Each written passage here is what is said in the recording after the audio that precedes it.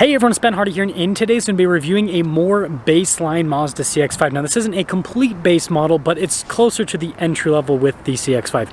Anyways, before we get in this video, I'm going to give a huge shout out and thank you to the Orem Mazda here in Orem, Utah for giving me some time with this CX-5. I'm going to include a link to their website in the description down below so you can check out what they have currently. And then on a side note, if you want to save time and money the next time you purchase a car, link to my car buying guide in the description down below. Let's get into it.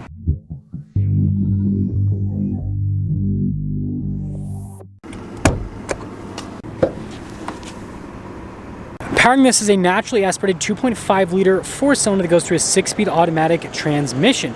Fuel economy is 26 around town and then 31 on the highway, with power outputs being 187 horsepower and then 185 pound-feet of torque.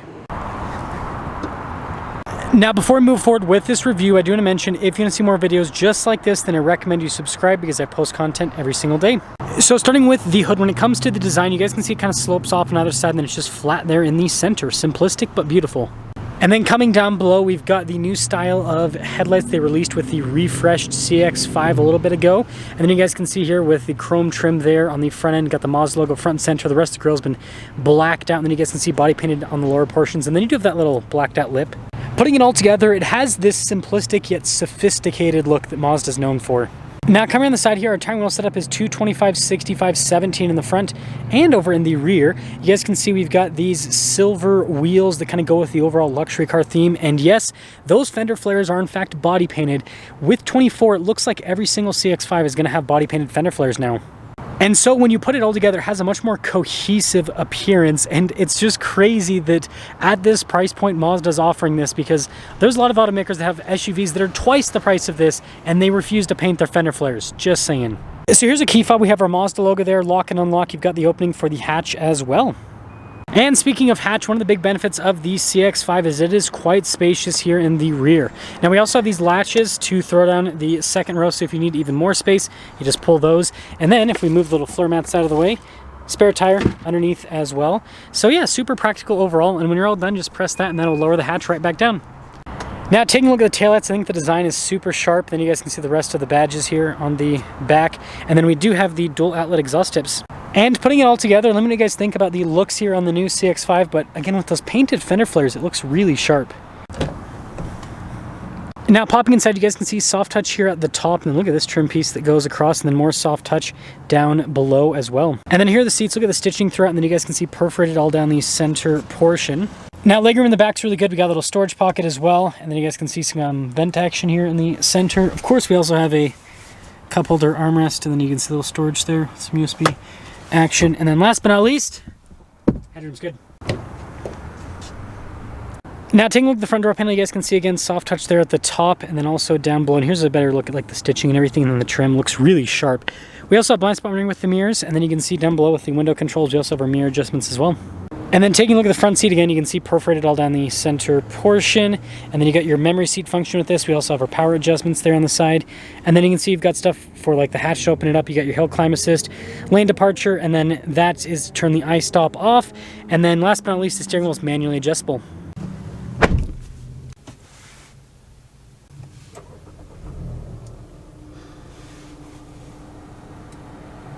Now, taking a look at the steering wheel, soft touch all around, and then you can see we've got practical controls like our adaptive cruise control in the front. You got controls for the center stack, volume controls, all of that fun stuff, and then regular stocks there on the back.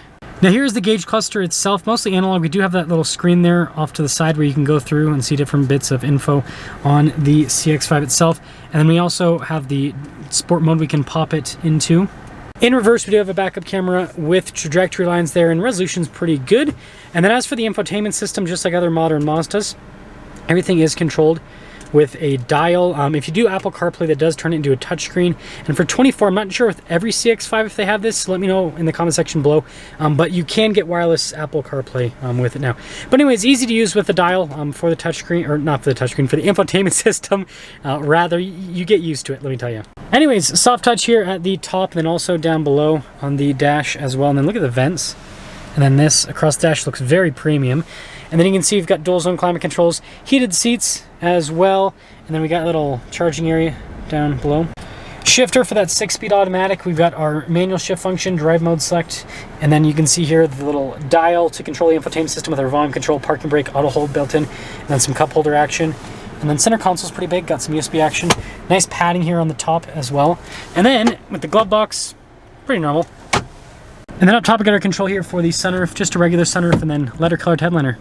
So here's our window sticker. This is a CX-5 2.5 S Preferred.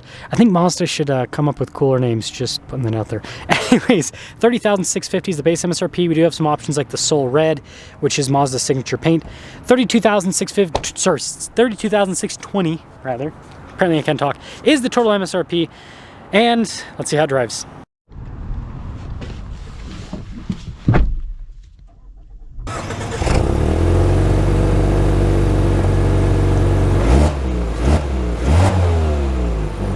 Well, let's talk about visibility before we set off. Here's your visibility over the hood, both the mirrors, throughout the rest of the rear, and CX-5 away. So I just reviewed the, and I'm going the wrong way.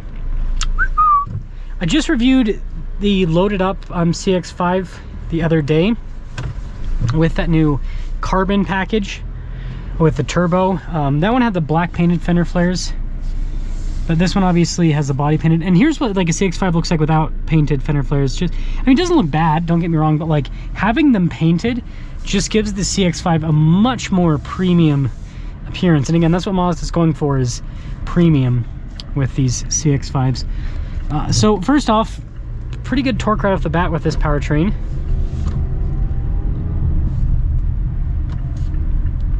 Braking feels good too. I love the feeling of the steering wheel.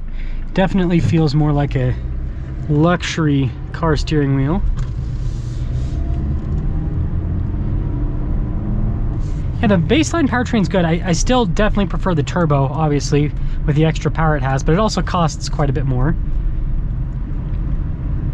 Ride quality's good. It's one thing that people don't really talk about with the CX-5. They always talk about the sporty handling, and yes, this does have a, you know, sportier feel with the steering and the handling and all that, but it's comfortable.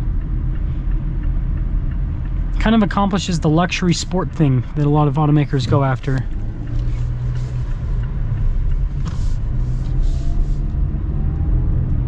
Pretty good. Pop it into sport mode. So we're in sport now. Yeah, I mean, it's pretty comfortable with the suspension. I will say I'm super impressed with this interior at 32 grand. It's crazy how nice the interior is on these Mazdas for the price point that it's at. And the fit and finish is very tight as well, which is also impressive. Reminds me of a Lexus, but you're not paying Lexus prices for this. Seat comfort, by the way, good. They are smaller in normal Mazda fashion. The seats, like the bolsters, are tighter and everything. But get our acceleration here. I wouldn't call it quick, but it's gets up and moves. Again, the turbo is the one you go for if you got a lead foot like I do. But yeah, summing things up, I am so impressed with Mazda. This looks great on the outside, drives really well. Is that a lifted CX-30?